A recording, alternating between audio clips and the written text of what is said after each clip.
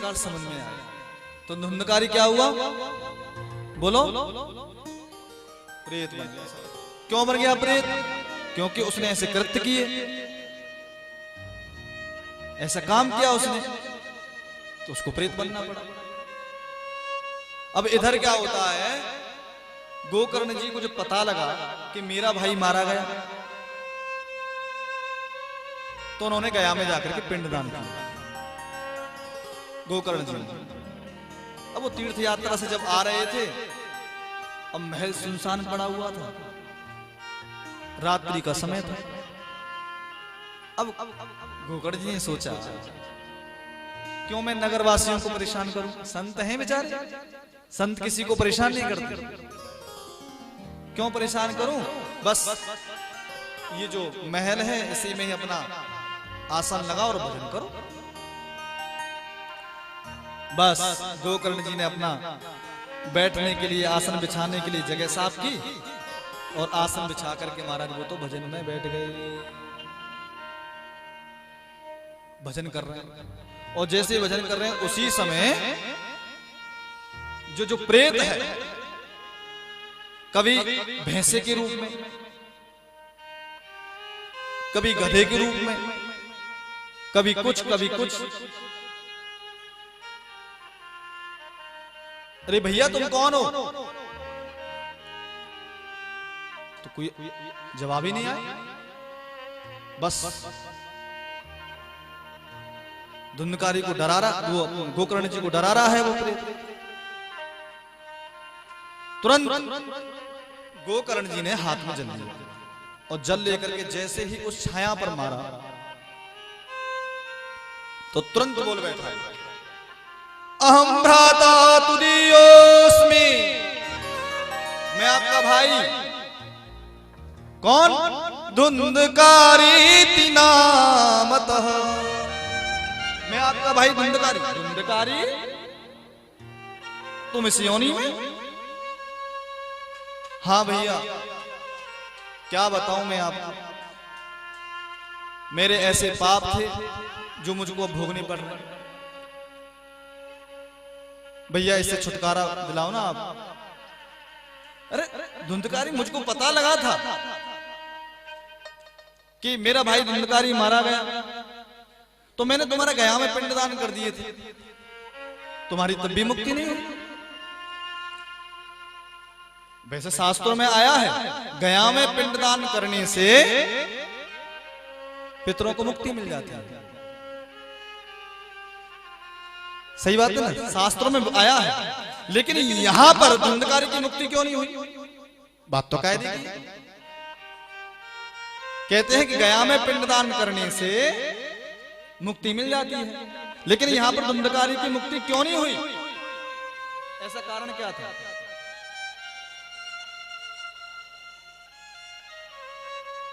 कारण ये था,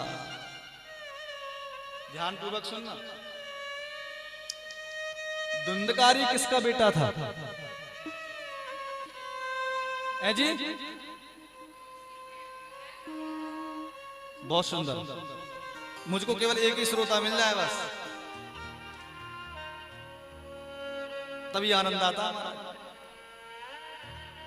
धुंधकारी किसका बेटा था? धुंधली की बहन का। अब ये बताओ, इसीलिए कहते हैं कि हम सब लोगों को अपना जो गोत्र है वो सही मालूम होना चाहिए। जब हम पाठ पूजा करने बैठते हैं तो संकल्प में हमारे पंडित जी कराते हैं कि भैया आप, तुम्हारा गोत्र क्या है? किसी का कश्यप है, किसी का अत्रि है, किसी का विश्वामित्र, अलग अलग भारद्वाज है किसी का।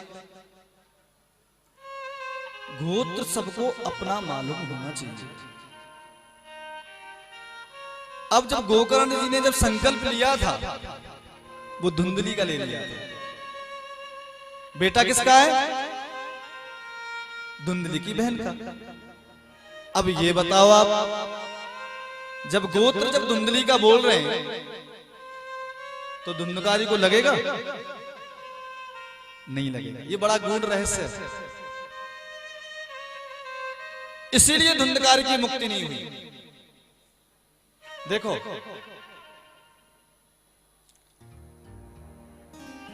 यदि हमको कोई, जिस समय हम संकल्प लें, कोई पाठ पूजा जब कराएं, हमारे पंडित जी कराएं, जब आप सब पाठ पूजा करें, संकल्प लेते हैं, तो हमको यदि बाई चांस हमको कोई अपना गोत्र ना मालूम हो, तो आप सब लोग कश्यप बोल दो, हम सब कश्यप की संतान हैं, तो आपको वो पूरा फल मिलेगा। संकल्प ही सही होना चाहिए व्यक्ति का, और संकल्प ही यदि गड़बड़ है तो बड़ा मुश्किल है हमारा। शुभ संकल्प होना चाहिए, और शुभ संकल्प जिसका होता है तुरंत उसको अति शीघ्रता पूर्वक कर देना चाहिए। यदि मन में अशुभ संकल्प यदि तुम्हारे आ रहे हैं तो उसको टालना चाहिए, धीरे धीरे टाल देना नहीं चाहिए, तो वो टल जाता है। और शुभ संकल्प तुरंत करना चाहिए। हमने माता जी से बोला कि माता जी ऐसे ऐसे, तो माता जी ने कहा भागवत आप बताओ कब करेंगे आप? लो तुरंत, इसको कहते हैं शुभ संकल्प। शुभ संकल्प में कभी भी देरी नहीं करनी चाहिए। इसीलिए धुंधकारी की मुक्ति नहीं हुई है। भैया आप मेरा गया में जाकर के कितना भी पिंडदान कर दो, मेरी मुक्ति नहीं होगी। अच्छा, तो भैया रुको, आप चिंता ना करो, मैं कुछ उपाय सोचता हूं। और जैसे प्रातः हुआ तो सब संध्या में जब गोकर्ण जी बैठे हैं तो उन्होंने जैसे जल लिया और शून्य नारायण भगवान को रोका, और शून्य नारायण भगवान तुरंत कहा उन्होंने कि गोकर्ण जी श्रीमद् भागवतान मुक्ति सप्ताहं वाचनम कुरु। अरे धुंधकारी की मुक्ति के लिए आप श्रीमद् भागवत श्रवण करा।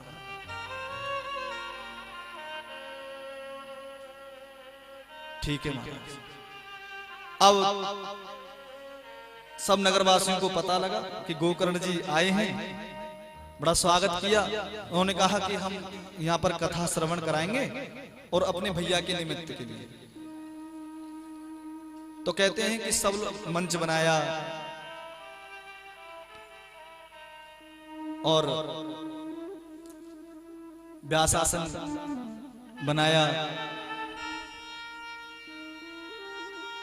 आज गोकर्ण जी को व्यासपीठ पर विराजमान किया, और सब लोग बड़े बड़े महाराज, बड़े बड़े महापुरुष भी यहाँ कथा सुनने आए हैं, और सब नगरवासी भी कथा सुन रहे हैं। अब धुंधकारी हवा है, रेत है, आसन लगाया, अब हवा आसन पे कैसे रोकेगी? तभी वहां पर एक बांस था सप्तग्रंथी का, बस धुंधकारी जाकर के उसमें बैठ गया। आज गोकर्ण जी कथा श्रवण कराते हैं। महाराज अब जब श्रवण कराई है, 1 दिन 2 दिन 3 दिन 4 दिन 5 दिन 6 दिन, और जैसे ही 7वें दिन जब पूरी कथा हुई तो आज धुंधकारी के लिए महाराज विमान आया है। विमान कैसा विमान? कोई हेलीकॉप्टर, कोई हवाई जहाज नहीं आया, ध्यान रखना। ये आप समझ रहे हैं, यदि ये आप समझ रहे हो कि कोई हेलीकॉप्टर, कोई जहाज, कोई आया हुआ ना, विमान। सबसे बड़ी बात ये विमान का अर्थ समझो, विगतः मानः इति विमान।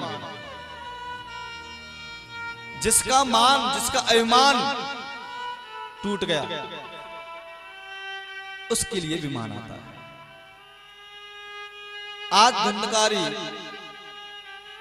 के मन में जो अभिमान जो था, जो मान था, वो टूट गया, और ठाकुर जी की कथा श्रवण करने के पश्चात वो एक दिव्य रूप में प्रकट हो गए और विमान में बैठ करके चले। तुरंत नगरवासी बोल बैठे, महाराज कथा तो हमने श्रवण करिए, हमारे लिए विमान नहीं आया। तब गोकर्ण जी कहते हैं कि तुमने जो कथा तो श्रवण करी, लेकिन मन से नहीं श्रवण करी। ये तो मन से धुंधकारी ने ही श्रवण करी थी। यदि मन से तुम श्रवण करते तो तुम्हारे लिए भी विमान आता। तो कहते हैं कि फिर दोबारा से श्रावण मास में गोकर्ण जी ने कथा करी। अब की बार सभी नगरवासियों के लिए विमान आया और सब नगरवासी विमान में बैठ करके भगवान को धाम पहुंचे। वो है श्रीमद। और जो श्रीमद् भागवत है,